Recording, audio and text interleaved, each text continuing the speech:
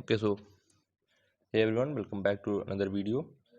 ये वीडियो पिछले वीडियो का कंटिन्यूएशन होगा। ठीक है, इस वीडियो में हम यूजेस ऑफ कन्वेक्स लेंस पढ़ेंगे, जो कि हमारा पिछले वीडियो का टॉपिक था, convex lens image formation by convex lens. ठीक है, तो अब उसकी यूजेस क्या है, जो कभी कभी क्या होता है 4 मार्कर क्वेश्चन हो या फिर 2 मार्कर क्वेश्चन स्पेशली इसके यूज पे आ सकता है, या फिर 4 मार्कर क्वेश्चन में 1 पार्ट हो सकता है इसका लास्ट में write two uses of convex lens. ठीक है, तो आपका उसके वजह से मार्क्स डिस्टर्ब ना हो।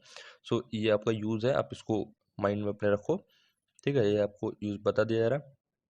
ये सर्च लाइट और स्पॉट्स लाइट को बनाने में बेसिकली यूज होते हैं। ठीक है, और ये तुम्हारा जो माइक्रोस्कोप कह सकते हो, माइक्रोस्कोप में यूज होता है, जिसको इसमें लिखा गया, it is use by detectives and study the biological specimen. तो बायोलॉजिकल स्पेसिमेन को हम किससे स्टडी करते हैं? जनरली माइक्रोस्कोप से स्टडी करते हैं। ठीक है, वही सिंपल बात है, it is used in microscopes, telescopes and photographic camera. Microscope, telescope इसको याद कर लो, क्योंकि ये जनरली आ सकता है। क्योंकि देखो इसका क्या लिंकेज क्या है, जो ये 12th में टॉपिक आता है। 12th में ये टॉपिक आता है microscope and telescope. So normally teacher इसको माइंड में रख के पूछ सकता है कि write two use of convex lens. ठीक है, सो इसकी वजह से ये जो तुम्हारा माइक्रोस्कोप और टेलीस्कोप वाला पार्ट है ना, इसकी वजह से पूछ सकता है। ठीक है, so it is used in microscopes, telescopes and photographic camera. ठीक है, and it is used in making spectacles to correct hypermetropia. अभी हम नेक्स्ट चैप्टर जो पढ़ेंगे, human I and the colourful world, उसमें हम आई साइटनेस पढ़ेंगे। डिफरेंट आई साइट होती है ह्यूमंस में, like long sightedness, short sightedness, तो फिर लॉन्ग साइटनेस होती है, उसमें हम हाइपरमेट्रोपिया का यूज़ करते हैं। ठीक है, उसको हम वहाँ पे डिस्कस करेंगे क्या होती है हाइपरमेट्रोपिया, मायोपिया। ठीक है, अब देखो ये कन्वेक्स लेंस के बाद क्या आता है आपका, कनकेव लेंस आएगा। कनकेव लेंस में उसके द्वारा इमेज फॉर्मेशन पढ़ेंगे। ठीक है, तो अभी कनकेव लेंस में हम इमेज फॉर्मेशन पढ़ेंगे, तो उससे पहले हम कनकेव लेंस के जो रूल्स होती हैं इमेज फॉर्मेशन की, उससे देख लेते हैं। ठीक है, तो रूल्स देखो, हमने जो डिस्कस की थी, पहली रूल कि if a light ray is coming parallel to the principal axis, then after reflection it goes such a way, in such a way that after refraction it diverges. Although it diverges, but when we revert back the light, then it will pass from the focus point. ठीक है, ये आपका rule number 1 था।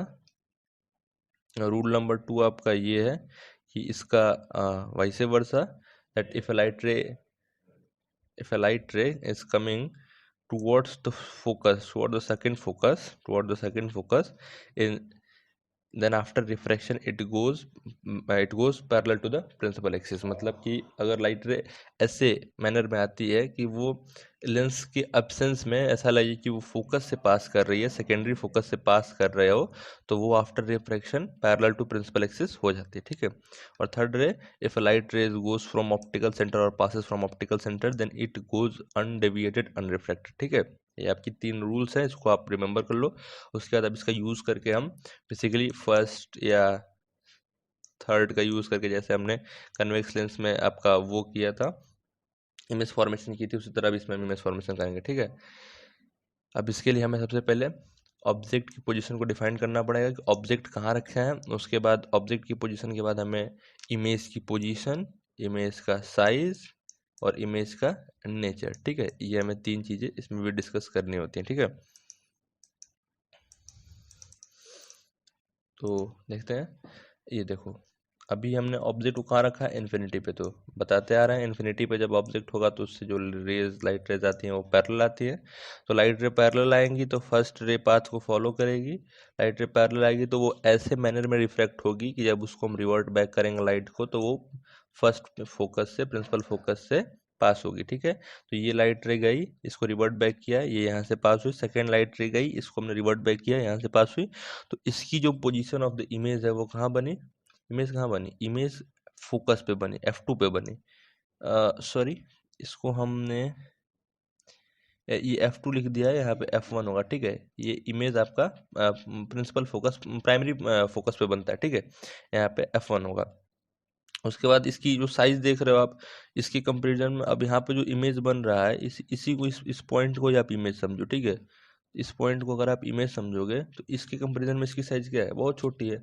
तो फिर उसका जो size होगा वो हाईली डिमिनिश्ड होगा, बहुत छोटा साइज होगा। नेचर क्या होगा, क्योंकि ये वर्चुअल रेस से बन रही है तो वर्चुअल होगा, और वर्चुअल इमेज हमेशा इरेक्ट बनती है, इसलिए ये इरेक्ट भी होगा, ठीक है। अब उसके बाद दूसरा केस देखते हैं। दूसरा केस आपका है कि when object is placed at a finite distance. Finite distance का मतलब ये है कि इन्फिनिटी से तो थोड़ा आगे कर देंगे, बट इस ऑप्टिकल सेंटर से थोड़ा दूर, यानी इन दोनों के बीच में कहीं भी रख देंगे।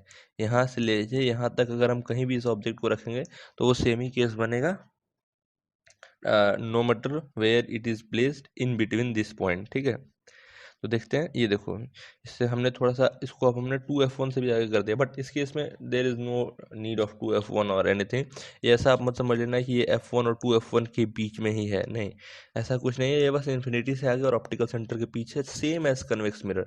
जैसे उसमें कन्वेक्स मिरर में हमने देखा था ना, हमने जैसे उसमें कन्वेक्स मिरर में देखा था जो चीज़, वही सेम चीज़ इसमें कनकेव लेंस के केस में, ठीक है। तो rule number 1, when light ray come parallel to the principal axis, then it refracts back in such a manner that after reverting back the light it passes from principal focus, ठीक है। ये primary principal focus है। तो इसका भी जो ये rule number 1 के थ्रू लाइट गया, और ये रूल नंबर 3 के तरह कि when light rays passes from optical centre then it passes undeviated unreflected, ठीक है। तो अब इस लाइट रे को हम लेके जा रहा था, और अगर रिवर्ट बैक भी करेंगे तो ये इसी पे आएगा, ठीक है। तो ऐसा नहीं है कि ये एक वर्चुअल रे और ये एक रियल रे इंटरसेक्ट कर रहा है, नहीं, दोनों वर्चुअल रे ही इंटरसेक्ट करेंगी, क्योंकि अब ये रे आगे भी जाए तो वही बात है, पीछे भी जाए तो वही बात है, तो हम यहाँ पे इसको इंटरसेक्शन मानेंगे, वर्चुअल ही हो रहा है, ठीक है। अभी ऐसा कोई केस ही नहीं हो सकता कि एक रियल रे और एक वर्चुअल रे इंटरसेक्ट कर रहा हो तो फिर हम उसको क्या कहेंगे। नहीं, ये रियल रे नहीं इंटरसेक्ट कर रहा है। अगर आप इसको रिवर्ट बैक भी करोगे तो वही रे रहेगा, चाहे वो रियल हो या वर्चुअल हो। तो अगर रिवर्ट बैक कर दोगे तो वो अपने आप वर्चुअल होगी, क्योंकि लाइट रे एक्चुअल में तो पीछे जा नहीं रही है, ठीक है। तो अब ये आपका इमेज फॉर्मेशन यहाँ हुआ, जहाँ पे ये ऑब्जेक्ट जहाँ पे ये लाइट इंटरसेक्ट कर रही है, वहाँ से आप प्रिंसिपल एक्सिस पे एक लाइन ड्रॉ कर दोगे, उसको आप इमेज मानोगे, ठीक है। तो पोजीशन ऑफ इमेज कहाँ हुई, F2 and optical centre, F2 and optical centre के बीच में आपकी ये इमेज बनी। यहाँ पे फिर मैंने अगेन F2 लिख दिया, it is F1 not F2, ये F1 है, ठीक है। तो जब भी कभी ऐसा केस होगा तो ये हमेशा प्रिंसिपल फोकस और ऑप्टिकल सेंटर के बीच में ही इमेज बनेगा, इमेज और कहीं नहीं बनेगा, चाहे कोई भी केस हो। एकदम same to same as convex lens में, कन्वेक्स मिरर में था। कन्वेक्स मिरर में क्या था कि कहीं भी हो ऑप्टिकल सेंटर और फोकस के बीच में, इन दोनों के बीच में ही इमेज बनती थी, ठीक है। अब इसकी जो साइज है आप देख सकते हो, नॉर्मली साइज इसकी क्या है, smaller than the size of object है, और जो नेचर है वो वर्चुअल और इरेक्ट है, क्योंकि वर्चुअल इमेज है तो वर्चुअल इमेज इरेक्ट होगा। तो नेचर इसका वर्चुअल है, क्योंकि वर्चुअल रेज इंटरसेक्ट कर रही है, इसलिए ये वर्चुअल इमेज होगी और इरेक्ट होगा। बस इसमें यही सिंपल 2 केसेस हैं, आप इसको रिमेंबर कर लो, एग्जाम में ये पक्का चांस है कि ये आ सकता है, ठीक है। अब सिमिलरली इसमें भी यूजेस ऑफ कनकेव लेंस देख लेते हैं। कनकेव लेंस की यूज़ क्या है, जैसे उसमें था कन्वेक्स लेंस की यूज, तो it is used in spectacles for the correction of short sightedness, इसको हम मायोपिया कहते हैं, ठीक है, इसको हम मायोपिया कहते हैं, ये भी हम नेक्स्ट चैप्टर में पढ़ेंगे। और सेकेंड हमारा, it is used in wide angle spy hole, जो स्पाई होल जो डोर के अंदर एक ऐसे स्पाई होल्स होते हैं जिसके थ्रू हम देखते हैं कि एक्सटर्नल कौन एजेंट आया है और एक्सटर्नल कौन एजेंट नहीं आया है, तो ये उसके लिए भी यूज़ होता है, ठीक है।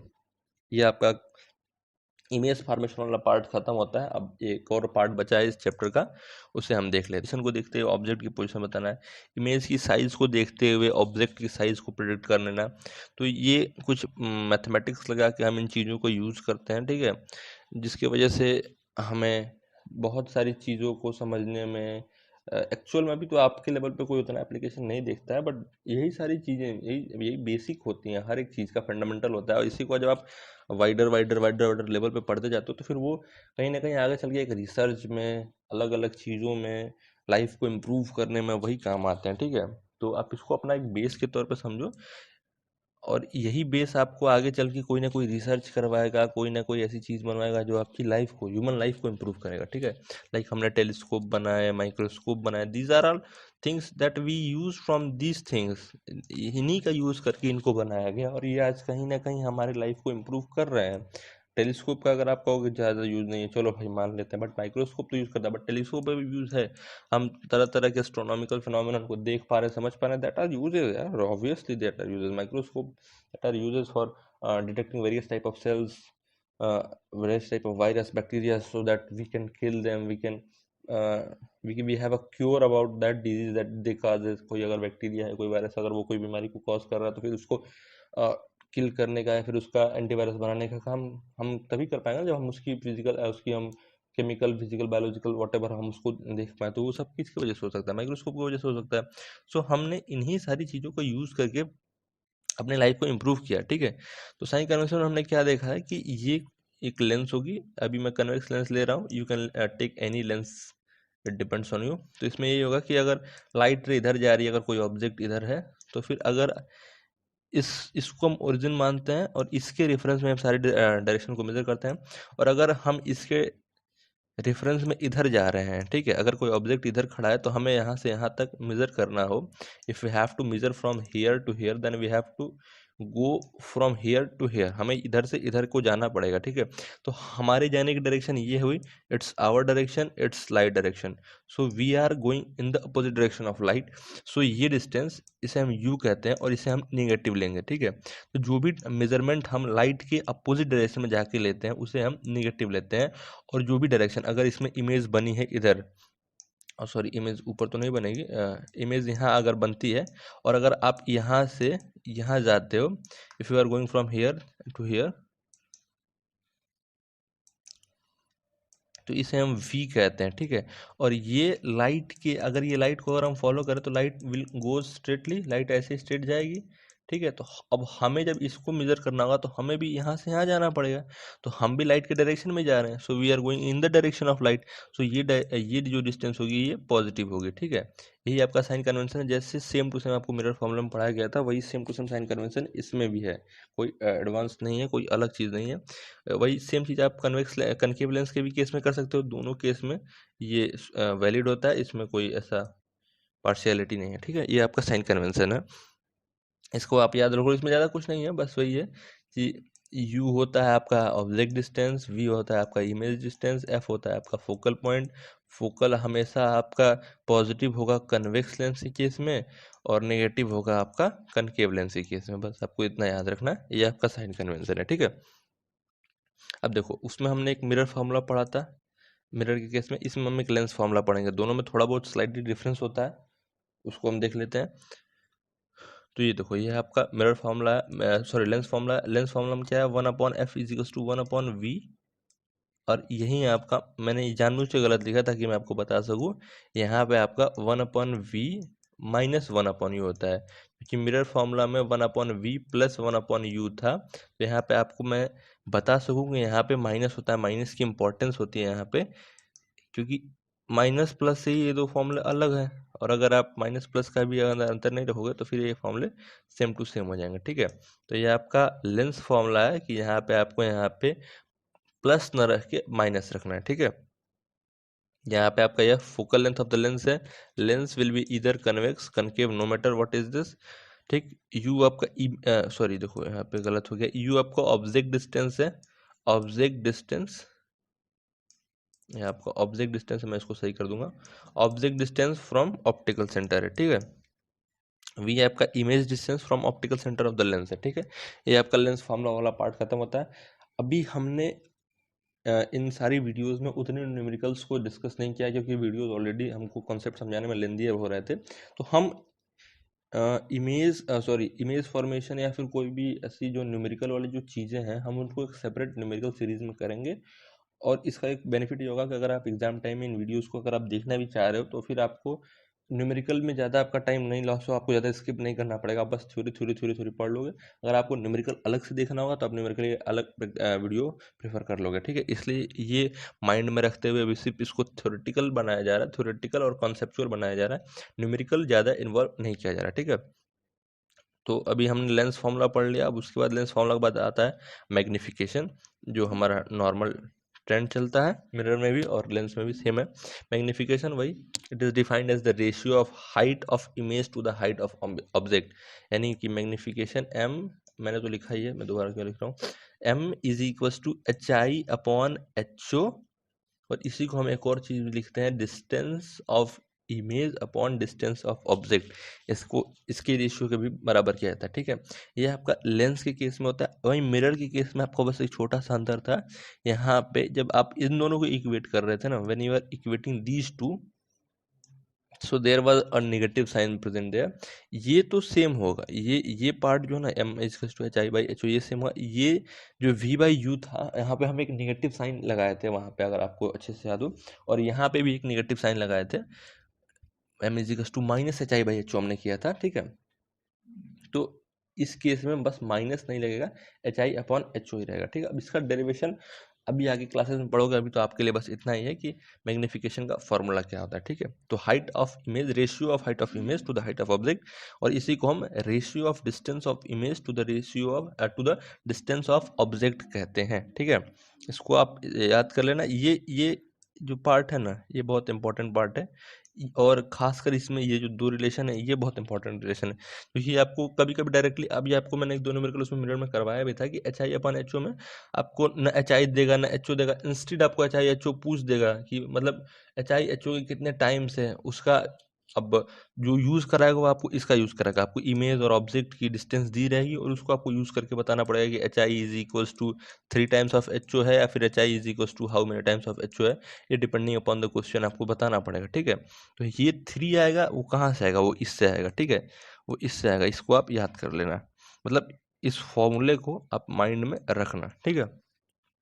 अब इसमें एक अलग से टॉपिक ऐड हो जाता है इस लेंस वाले पार्ट में, जो कि मिरर में नहीं था। अब लेंस वाले पार्ट में एक टॉपिक ऐड हो जाता है जिसको हम पावर ऑफ लेंस कहते हैं, ठीक है। लेंस की पावर क्या होती है, आपने अक्सर सुना होगा अपने जो भी क्लासमेट वगैरह में जो स्पेक्स यूज़ करते हैं, या फिर अगर आप खुद ही स्पेक्स यूज़ करते हो, तो आपको स्पेक्स में जब आप जाते हो वहाँ पे शॉप पे, तो आपको कहते हैं भाई आपकी स्पेक्स की पावर कितनी चाहिए, मतलब कितने पावर का चाहिए, ठीक है। या फिर डॉक्टर आपको कुछ पावर के लेंसेज सजेस्ट करता है। कभी कभी आप शॉपिंग करने जाते हो, फिर 0 पावर के ग्लासेस आप देखते हो। तो पावर क्या है, इसके ऊपर चर्चा करना है, ठीक है। तो पावर बेसिकली क्या होता है, power of a lens is its ability to converge or diverge the light ray falling on it. कोई भी लाइट रे अगर किसी भी लेंस पे पड़ रही है, लाइट रे अगर किसी भी लेंस पे पड़ रही है, तो लेंस उसको कितना ज़्यादा डाइवर्ज या फिर कितना ज़्यादा कन्वर्ज कर देता है, इसी मतलब उसकी उसी एबिलिटी को, लेंस की उसी एबिलिटी को, उसी क्वालिटी को हम पावर कहते हैं। कि अगर ये आपका लेट से एक कन्वेक्स लेंस है, और ये आपका लेट से एक कनकेव लेंस है, तो अगर इस पे लाइट रे पड़ रहा है, तो लाइट रे पड़ेगा, इस पे पैरेलल लाइट रे पड़ा। अब क्या तो ये इसको एकदम पास में कन्वर्ट कर दे, या ये मतलब यहाँ ही यहीं पे कन्वर्ट होगा, या तो ये एकदम पास में कन्वर्ट कर दे, या तो ये इसी लाइट रे को थोड़ा दूर कन्वर्ट करे, ठीक है। तो ये इसकी एबिलिटी हुई ना, कि वो एक ही लाइट रे को, सेम लाइट रे को वो कैसे ट्रीट कर रहा है लेंस आपका, ये उसकी जो एबिलिटी होती है, उसी को हम पावर कहते हैं। कि कभी ये इसको दूर कन्वर्ट करेगा, कभी ये उसको दूर कन्वर्ट करेगा, कभी वो लाइट रे को एकदम पास में कन्वर्ट कर देगा। तो ये जो उसकी क्वालिटी, जो उसकी एबिलिटी है, जो उसको दूर या पास कन्वर्ट कर रहा है, वही तो बात है ना, कि ability to converge or diverge the light रे, उसको कितना दूर कन्वर्ज कर रहा है, या फिर कितना स्ट्रांगली कन्वर्ज कर रहा है, या कितना पास कन्वर्ज कर रहा है, ठीक है। तो जैसे दिखा रहा हूँ, if a convex lens converges the parallel light ray falling on it more strongly, strongly का मतलब है कि वो ऑप्टिकल सेंटर के जितने पास उसको कन्वर्ज कर देगा, वही उसको स्ट्रांगली कहते हैं। जो lens parallel beam of light रे को जितने ऑप्टिकल सेंटर के क्लोजली कन्वर्ज कर दे, जितने पास उसको कन्वर्ज कर देगा, वो उतना ही स्ट्रांगली कन्वर्ज कहलाएगा, उतना ही स्ट्रांगली पावर लेंस कहलाएगा, ठीक है। तो तो वो उसके पास ज़्यादा पावर होगी, ठीक है। जो जितने ऑप्टिकल सेंटर के जितने पास कन्वर्ज करेगा, उसकी पावर उतनी ज़्यादा होगी, ठीक है। और जो जितने दूर करेगा, उसकी पावर उतनी कम होगी, ठीक है। और अगर कन्वेक्स लेंस के पास ज़्यादा पावर है, तो वो ऑप्टिकल सेंटर के उतने ही पास लाइट रे को कन्वर्ज करेगा, ठीक है। ये आपका पावर ऑफ लेंस हुआ। और यही कनकेव लेंस के केस में क्या होगा, कि वो उतने ही ज़्यादा लाइट रे को डाइवर्स कर देगा। डाइवर्स करने का मतलब ये है कि लेस और ज़्यादा डाइवर्स करने का मतलब ये है कि अगर ये लाइट रे आ रही है तो इधर it will be diverges very at a very high angle, उसकी जो एंगल होगी डाइवर्जेंस की ये बहुत ज़्यादा होगी थीटा इधर। और इसका एक और केस हो सकता है, मैं दिखाता हूँ आपको, एक सेकंड इरेज कर लो इसको, एक सेकंड इसको इरेज कर लो। हाँ, अब एक केस भी हो सकता है कि अगर ये आया तो इसको ये थोड़ा सा डाइवर्स करे, ठीक है। तो यूआर देखो ये दोनों में इसका थीटा है ये ज़्यादा है इससे, तो कितना ज़्यादा उसको डाइवर्स करता है और कितना कम डाइवर्स करता है ये उसके पावर को देख के पता चलता है। अब पावर डिपेंड किससे करता है और वो हम आगे देखेंगे कि पावर ऑफ लेंस डिपेंड किस पे करता है। देखो जैसे ये मैंने दिखाया है कि पावर जो तुम्हारा होता है ना वो किस चीज़ पर डिपेंड करता है, वो अभी हम आगे नेक्स्ट स्लाइड में पढ़ाऊंगा, उसके बाद मैं इसको समझाऊंगा कि ये क्या है। देखो पावर को डिफाइन मैथमेटिकली करते हैं ना, ये reciprocal of focal length of the lens, मतलब कि फोकल लेंथ के जो लेंस का फोकल लेंथ है उसका जो रेसिप्रोकल होता है ना वही पावर होता है। Power is equal to 1 upon focal length. इसका कहने का मतलब ये है कि जितना ज़्यादा फोकल लेंथ आप रखोगे, जितना ज़्यादा आप फोकल लेंथ रखोगे उतनी ज़्यादा आपकी पावर कम होगी, ठीक है। तो देखो अब इस केस में देखते हैं, फोकल लेंथ जितना ज़्यादा, मैंने क्या कहा, P is equal to 1/f, 1/f। तो ये कहने का मतलब है कि f जितना ज़्यादा होगा पावर उतनी कम होगी। पावर कम होने का मतलब है उतने पास उस लेंस को कन्वर्ट किया जाएगा। अब देखो, अब हम एक और चीज़ जानते हैं कि जो फोकल लेंथ होता है वो रेडियस ऑफ कर्वेचर बाय 2 होता है, ठीक है, इतना हम जानते हैं। कहने का मतलब है कि ये रेडियस का आधा तो होता है, पर जो प्रोपोर्शनलिटी है वो इसके डायरेक्टली ही तो है, लीनियर रिलेशन ही तो है। ये अगर हम आर को बढ़ाएंगे तो ऑब्वियस सी बात है एफ बढ़ेगा, वो ठीक है कि आधा हो रहा है। कहने का मतलब यही है ना, कि अगर अगर हमने रेडियस अगर हमने 12 लिया तो ज़्यादा से ज़्यादा क्या होगा, फोकल लेंथ 6 होगा, फोकल लेंथ 6 होगा, यही तो होगा। पर अगर हमने रेडियस को 18 लिया तो फोकल लेंथ भी तो उसके हिसाब से 9 हो गया ना, फोकल लेंथ भी तो हमारा 9 हो गया, फोकल लेंथ भी तुम्हारा 9 हो गया ना। तो एक कहने का मतलब है कि जैसे जैसे हम रेडियस को बढ़ाएंगे, 12 से हमने 18 किया तो 6 से 9 भी हुआ, यानी लीनियर रिलेशनशिप है किसके बीच में, फोकल लेंथ और रेडियस ऑफ कर्वेचर के बीच में। तो जैसे जैसे रेडियस ऑफ कर्वेचर बढ़ेगा, as the radius of curvature, as this terms increases this also increases, और जैसे जैसे ये इंक्रीज होगा, अगर ये इंक्रीज हो रहा है तो ये डिक्रीज होने लगेगा, ठीक है। तो कुल मिलाकर रेडियस का खेल है। तो जितना ज़्यादा रेडियस होगा उतने ज़्यादा फोकल लेंथ होगा और उतना ही पावर उसका कम होगा। तो उतना ही जो लाइट होगा वो ऑप्टिकल सेंटर से, this is your optical centre, तो उतने ही जो लाइट होगी वो ऑप्टिकल सेंटर से उतनी ही दूरी पे कन्वर्ज होगी, उतनी ही दूरी पे कन्वर्ज होगी, ठीक है। अब देखो, अब ये एक और केस देखते हैं। अब जितना ही आर छोटा होगा तो एफ छोटा होगा, एफ छोटा होगा तो P is equals to 1/f से हम ये भी जानते हैं कि एफ छोटा तो फिर P बड़ा हो जाएगा, तो पावर उतना ही लार्ज होगा। तो लाइट जो होगी वो ऑप्टिकल सेंटर से उतनी ही पास कन्वर्ज होगी। यानी अगर हम इस लेंस को उठाएंगे तो हम जब लेंस को उठाएंगे तो हमारे पास बस यही पार्ट होगा ना, हमारे पास तो ओनली यही पार्ट होगा। तो इस लेंस को अगर हम देखेंगे तो ये लेंस हमारा ऐसे दिखेगा, हमारा ये लेंस ऐसे दिखेगा, और जो लाइट रे होगी वो कन्वर्ज होके कुछ एकदम यही पास में हो जाएगी, यही पास में कन्वर्ज हो जाएगी, ठीक है। अब हम देखें तो ऑप्टिकल सेंटर से हमारा बहुत पास हो गया लेंस कन्वर्जेंस। तो यही होता है कंसेप्ट ऑफ पावर, जितना ज़्यादा आपका पावर होगा उतने ज़्यादा लाइट रे उसको हाईली डाइवर्ज या हाईली कन्वर्ज करेगा। ये अभी मैंने सिर्फ कन्वेक्स लेंस के केस में समझाया, कनकेव लेंस में आप देख लेना खुद ही, मतलब देखना क्या, मैं बता दे रहा हूँ, ऐसा कुछ बहुत डिफिकल्ट नहीं है, मैं तो बस आपके लिए छोड़ रहा था कि आप भी थोड़ा दिमाग लगाना।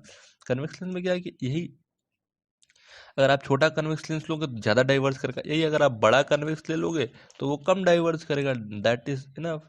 रेडियस ऑफ कर्वेचर पे डिपेंड कर रहा है, ठीक है, रेडियस ऑफ कर्वेचर पे डिपेंडेंसी है इसकी। जैसे ये आएगा तब it will diverse very slightly, और ये होगा ये बहुत ज़्यादा डाइवर्स करेगा। ये दिखने में उतना लग नहीं रहा है लॉजिकली, बट ये मैथमेटिकली ये प्रूव हो रहा है कि रेडियस जितना ही छोटा होगा एफ उतना ही छोटा होगा, और एफ जितना छोटा होगा पावर उसका उतना ही ज़्यादा होगा। ये आपका पावर का कॉन्सेप्ट था। ये बहुत जानदार कॉन्सेप्ट है, इसको आप ध्यान से देखो ध्यान से देखो और इसको ध्यान से आप याद करो, ठीक है। अब देखो यहाँ पे कुछ फोकल लेंथ के बारे में डिस्कशन किया। जैसे फोकल लेंथ क्या होता है कि ये जो इसमें जब हम फोकल लेंथ को पुट करते हैं ना इस फॉर्मूले में पावर के, तो हमारा ये कोशिश होती है कि ये जो फोकल लेंथ है वो मीटर में हो, ठीक है। और अगर जब आप फोकल लेंथ को अगर आप जब सेंटीमीटर में पुट करते हो तो यहाँ पे एक 100 से फैक्टर मल्टीप्लाई करते हो। क्यों? क्योंकि जब आप मीटर को सेंटीमीटर में चेंज करोगे तो you have one denominator factor increase by 100, तो आपको पावर को इधर 100 आपने नीचे बढ़ा दिया है, तो फिर पावर ऑफ द लेंस जो होगा वो तो सेम ही होगा, पावर ऑफ द लेंस होगा वो सेम होगा। अगर उससे कोई मतलब नहीं, अगर ये आपका कन्वेक्स लेंस है, आप इसके फोकल लेंथ को मीटर में रखो या सेंटीमीटर में रखो, power does not depend on the what unit you are taking of its focal length. Power तो पावर है भाई, वो थोड़ी ना इस पर डिपेंड करेगा कि वो आप उसकी यूनिट क्या रख रहे हो। वो तो यूनिट भी तो एक फिक्स चीज़ है ना, वो आपका कन्वर्जन का मेथड है कि आप उसको कैसे कन्वर्ट करते हो। बट वो पावर जो होगी वो उसकी अकॉर्डिंगली जब उसका बना तो फिक्स हो गया। तो अगर आपने इसको 100 से अगर आपने इंक्रीज कर दिया नीचे, लेट्स से अगर आपने 1/3 मीटर की जगह पर 1/3 100 कर दिया, तो पावर विल गेट डिक्रीज। तो अब आप कहोगे सर पावर भी तो सर उसी हिसाब से सर उस यूनिट में कन्वर्ट हो जाएगी। नहीं, यही तो इसमें दिक्कत है कि पावर की एक ही यूनिट डिफाइन की गई है, उसको हमने 10 यूनिट नहीं दिया। जैसे अगर हमने मास को कभी अगर हमने किलोग्राम की जगह हमने अगर ग्राम में मेजर कर दिया तो हम कह देंगे ठीक है इट इज़ 1000। अब आपसे कोई पूछेगा मास कितना है, 1000। 1000 इतना ज़्यादा मास? अरे भाई 1000 ग्राम कह रहा हूँ, किलोग्राम थोड़ी ना कह रहा हूँ। तो आप कहोगे चलो चलो तब ठीक है कोई बात नहीं, यानी 1 किलो की ये बात करो। लेकिन अगर आपने कहीं पावर को अगर आपने ऐसा कह दिया कि पावर आपका 1/300, तो कहेगा अरे इतना ज़्यादा पावर, सॉरी इतना कम पावर। मतलब कहने का मतलब है कि 300 उसको अब इस पावर की वैल्यू को कम करता जा रहा है ना। वही अगर आपने P इज इक्वल टू 1/3 कह दिया तो आप कहोगे अरे इतना ज़्यादा पावर। तो इसमें आप ऐसा नहीं कह सकते हो कि सर ये तो ग्राम में है या फिर किलोग्राम में, नहीं है। अभी इसकी जो यूनिट है वो फिक्स्ड है। तो इसलिए आपको अगर आपको किसी को बताना होगा तो आप इसमें डाइवर्जेंस ना आ पाए। डाइवर्जेंस मतलब है कि 300 आपने सेंटीमीटर रखा पर पावर की वैल्यू कुछ और हो गई, और आपने 3 मीटर रखा बट पावर की वैल्यू अगेन कुछ और हो गई, क्योंकि भाई डिनोमिनेटर तो आपका बढ़ता जा रहा है या घटता जा रहा है, accordingly your change. But numerator पे तो कोई फर्क नहीं पड़ रहा है, वो तो 1 का 1 है। तो इस चीज़ को बैलेंस करने के लिए for balancing this thing we are multiplying 100 here, ठीक है। We are multiplying 100 here for this particular case, but if you are putting focal length, just taking a hypothetical case to make you understand, कि अगर आपने कभी focal length को अगर आपने kilometre में पुट कर दिया, if you are putting focal length in kilometre, तो आपको यहाँ पे 1000 करना पड़ेगा, क्योंकि आपको इसको बैलेंस करना पड़ेगा ना। अगर आप इसको नीचे यहाँ पे इस डिनोमिनेटर टर्म्स को अगर आप इंक्रीज करते जाओगे अपने अकॉर्डिंगली, क्योंकि आप सही बात है मीटर से सेंटीमीटर या फिर और छोटे छोटे यूनिट्स में जाओगे तो आप इसको बढ़ाते जाओगे, ठीक है। कल को आप किलोमीटर में जाओगे तो फिर आप नीचे और इंक्रीज करते जाओगे, इंक्रीज करते जाओगे। यहाँ पे किलोमीटर में ऐसा 1000 नहीं लेंगे, बट अगर किलोमीटर में लेंगे तो फिर आपको कुछ और लगाना पड़ेगा। जैसे अभी इसको छोड़ दो, किलोमीटर में लेने का मतलब ये है कि आपको तब देखना पड़ेगा कि 1 मीटर में कितने किलोमीटर होंगे, तो फिर वो 1 मीटर में आपका 1/10,000 किलोमीटर हो जाएगा, 1/1000 किलोमीटर हो जाएगा। तो फिर जब आप 1/1000 किलोमीटर करोगे तो फिर आपको नीचे बढ़ाना पड़ेगा, उसको उस हिसाब से आपको नीचे चेंज करना पड़ेगा। तो इसको आपको ध्यान में रखना है कि आपकी जो पावर है, पावर वाली टर्म, वो ज़्यादा आपकी डेविएट नहीं होनी चाहिए आपकी यूनिट के मेजरमेंट से। सो इसलिए हम इसको जब भी सेंटीमीटर में पुट करेंगे तो हम ऊपर एक 100 का फैक्टर यूज़ करेंगे। आप इसको अपने माइंड में रखो, क्योंकि ये जो पार्ट है ना, आप इसको कंप्लीटली माइंड में रख लो ठीक से, क्योंकि आपको जब ये न्यूमेरिकल आएंगे उसमें पक्का है कि आपका फोकल लेंथ मैक्सिमम केस में आपका जो होगा वो सेंटीमीटर्स में होता है, बहुत होता है तो फिर 5 centimetre, 6 centimetre, 10 centimetre, 15 centimetre, centimetre में ही होगा, ठीक है। 5, 6, 10 सब सेंटीमीटर में होगा, ठीक है। तो सेंटीमीटर के केस में आपको ये फॉर्मूला यूज़ करना है, आपको ये बात ध्यान से रख लेनी है, ठीक है। अब देखो कुछ इंपॉर्टेंट बात है कि it means a lens with small focal length has a large power. वही पावर के फॉर्मूले से हमने अब आपको एक्सप्लेन कर दिया कि इस स्मॉल फोकल लेंथ होगा तो फिर पावर ज़्यादा होगी, और अगर लार्ज फोकल लेंथ होगा तो फिर पावर कम होगी, ठीक है। To convert the diverge light ray falling on it, ज़्यादा पावर से डाइवर्स या कन्वर्स करने के लिए उसकी फोकल लेंथ को हमें छोटा करना पड़ेगा, ठीक है। एसआई यूनिट ऑफ पावर क्या होता है? डायोप्टर होता है। इसको याद कर लेना, जब भी आपको न्यूमेरिकल आएगा तो आपको लास्ट में यूनिट जो मेंशन करनी होती है, तो पावर का यूनिट जो लिखोगे वो डायोप्टर लिखोगे, ठीक है। और इसको कैपिटल डी से डिनोट करते हैं, स्मॉल डी मत लिख देना, वरना फिर वो मतलब नहीं निकलेगा कुछ लिखने का। Power of lens is expressed in diameter when focal length is 1 metre, मतलब कि कहने का मतलब है कि फोकल लेंथ जब मीटर में होगा तभी उसको हम डायमीटर में डिफाइन करते हैं, ठीक है। तो अगर आपका सेंटीमीटर में दिया भी होगा, सेंटीमीटर में अगर आपका दिया भी होगा तो भी कोई दिक्कत नहीं है। आप उसको ऊपर वो जो फार्मूला था ना, ये 100 वाला, वो 100/f यूज़ करने वाला, तो अगर आप इसको भी यूज़ करते हो, FCM लिखते रहो, तो 100/FCM अगर आप इसको भी यूज़ करते हो, यहाँ पे ये CM इज इक्वल टू नहीं है, ये पावर इज इक्वल टू है, ठीक है। पावर इन सेंटीमीटर वाला मैं फॉर्मूला बता रहा हूँ। ये पावर अगर सेंटीमीटर में दिया था, अगर आप इस फॉर्मूले को यूज़ करते हो तो भी आप डायोप्टर लिख सकते हो, कोई दिक्कत नहीं, क्योंकि आपने उसको बैलेंस कर दिया है, ठीक है। वन डायोप्टर को अगर डिफाइन करना हो तो फिर वन डायोप्टर का मतलब क्या है कि अगर यहाँ पे फोकल लेंथ को अगर हम 1 मीटर पुट कर दें तो जो वैल्यू आएगी पावर की वो कितनी आएगी? 1 डायोप्टर आएगी। So when focal length is 1 metre then power of the lens is 1 dioptre, ठीक है। पावर ऑफ कॉन्वेक्स लेंस जो होती है वो पॉजिटिव होती है। क्यों पॉजिटिव होती है?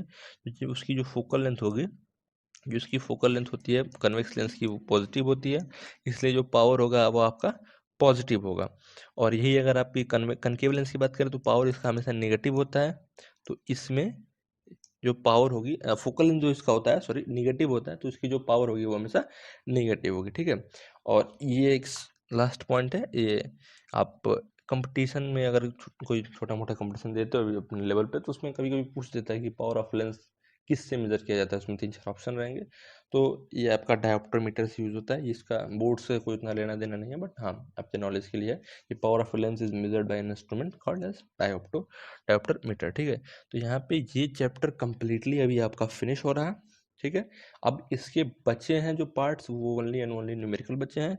न्यूमेरिकल्स भी मैंने रिफ्रैक्शन के मिरर फार्मूले पे थोड़े बहुत करा दिए हैं, लेंसेज पे बाकी हैं, और उन पे भी अभी जो पूरी NCERT सीरीज़ है या फिर जो बोर्ड की सीरीज़ है वो बाकी है, वो हम बीइंग टाइम के साथ हम उसको आपको देंगे कि न्यूमेरिकल आपको कैसे सॉल्व करना है, कौन कौन से न्यूमेरिकल आपको लगाने हैं, और न्यूमेरिकल्स का जो पॉइंट ऑफ व्यू होता है सॉल्व करने का, वो सारे हम आपको डिस्कस करेंगे अलग, उसका सेपरेट पूरा सीरीज निकाल के, ठीक है। तब तक के लिए have a good day, thanks. और अपने पूरे इस चैप्टर को अच्छे से ग्रिप में ले लो, ताकि ये आपका एटलीस्ट बोर्ड के लिए तैयार हो जाए, ठीक है। Okay, bye.